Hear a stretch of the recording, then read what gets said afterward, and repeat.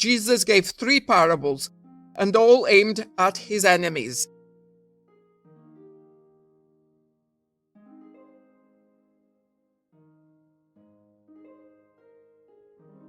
Jesus gave a 3rd parable, that of the marriage of the king's son.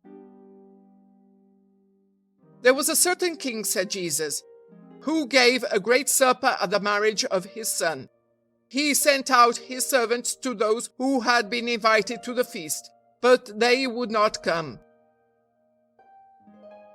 Once again he sent some other servants, and told them to say to the guests, "Here is my supper all ready. The oxen and fat cattle have been killed. Everything is ready. Come to the feast." But they paid no attention to his words and went off, one to his farm and another to his shop. And some seized his servants, ill-treated them, and even killed them. This made the king very angry.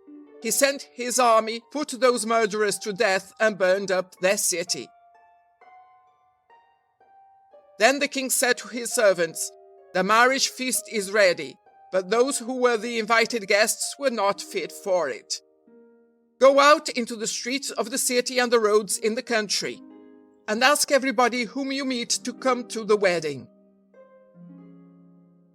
The servants went forth into the roads and brought to the feast all whom they met, both the bad and the good. So the marriage supper had plenty of guests. When the king came in to meet the guests, he saw a man among them who was not wearing a wedding robe.